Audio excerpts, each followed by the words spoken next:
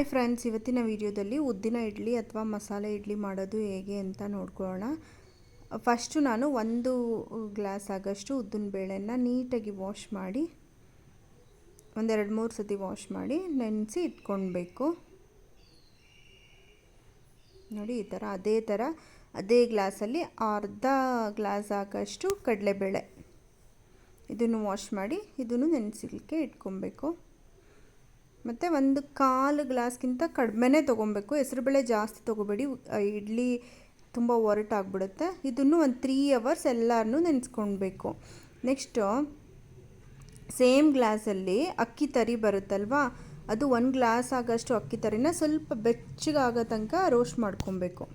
Roast ಮಾಡಿಕೊಂಡು ಇವಾಗ ಉದ್ದಿನಬೇಳೆ, ಕಡಲೆಬೇಳೆ, ಹೆಸರುಬೇಳೆ ಎಲ್ಲವನ್ನು ಸಪ್ರೇಟಾಗಿ ರುಬ್ಕೊಳ್ಬೇಕು.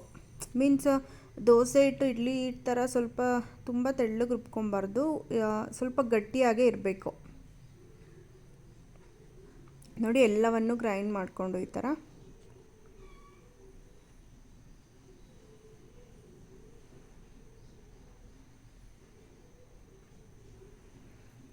ಗ್ರೈಂಡ್ ಮಾಡಿ ಅಕ್ಕಿ ತರಿಗೆ ಹಾಕಿ ಸ್ವಲ್ಪ ಕಡಲೆಬೇಳೆ ಹಾಕ್ತಾಯಿದ್ದೀನಿ, ನೆನೆಸಿಟ್ಟಿದ್ವಲ್ಲ ಅದನ್ನೇ.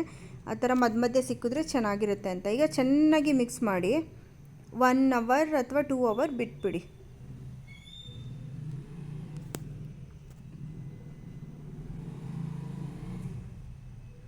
ಒಂದು ಪ್ಲೇಟ್ ಮುಚ್ಚು, 1 ಅವರ್ 2 ಅವರ್ ಬಿಟ್ಬಿಡಿ.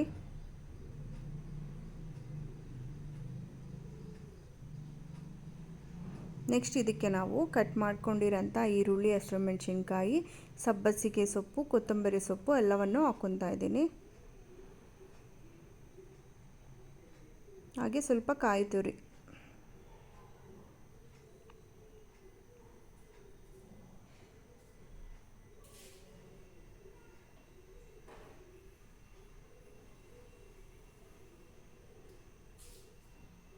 ನೋಡಿ, ಎಲ್ಲ ಸೊಪ್ಪು ಮತ್ತು ತೆಂಗಿನಕಾಯಿ ತುರಿ ಬರುತ್ತಲ್ಲ, ಇದನ್ನು ಹಾಕ್ಕೊಬೇಕು.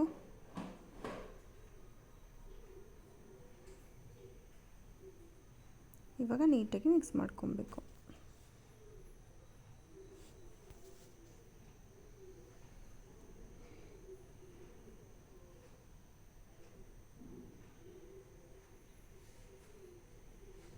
ನೆಕ್ಸ್ಟ್ ಇದಕ್ಕೆ ಪೆಪ್ಪರ್ ಪೌಡರ್, ಸ್ವಲ್ಪ ಪೆಪ್ಪರ್ ಪೌಡರ್ ಹಾಕೋತಾ ಇದ್ದೀನಿ.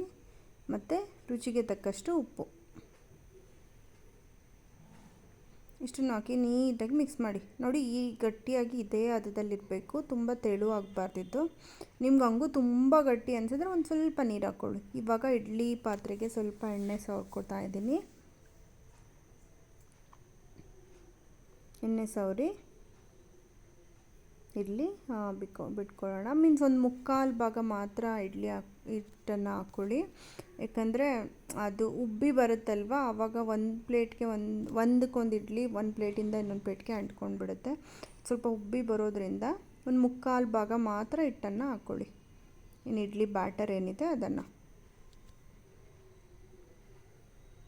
ಎಲ್ಲ ಪ್ಲೇಟ್ಗೂ ಈ ಥರ ಬಿಟ್ಕೊತಾ ಇದ್ದೀನಿ.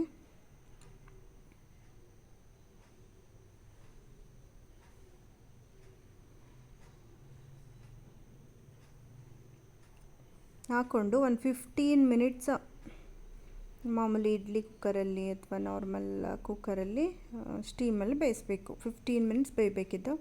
15 ಮಿನಿಟ್ಸ್ ಆದರೆ ಇವಾಗ ಒಂದು ಸ್ವಲ್ಪ ಒಂದು ಸ್ಪೂನಿಗೆ ನೀರು ಹಚ್ಕೊಂಡು ಈ ಥರ ಹಿಡ್ಕೊತಾ ಇದ್ದೀನಿ. ನೋಡಿ, ಎಷ್ಟು ಚೆನ್ನಾಗಿ ಸಾಫ್ಟಾಗಿ ಬಂದಿರುತ್ತೆ, ಗೂಡಾಗಿ. ಇದನ್ನು ಕಾಯಿ ಚಟ್ನಿ ಜೊತೆ ಸರ್ವ್ ಮಾಡಿ ತುಂಬ ಟೇಸ್ಟಿಯಾಗಿರುತ್ತೆ, ತುಂಬ ಚೆನ್ನಾಗಿರುತ್ತೆ. ಯೂಶ್ವಲಿ ನಾವು ಗಣೇಶ ಹಬ್ಬಕ್ಕೆ ಈ ಥರ ಮಾಡ್ತೀವಿ, ಉದ್ದಿನ ಇಡ್ಲಿ ಅಥವಾ ಮಸಾಲೆ ಇಡ್ಲಿ ಅಂತ.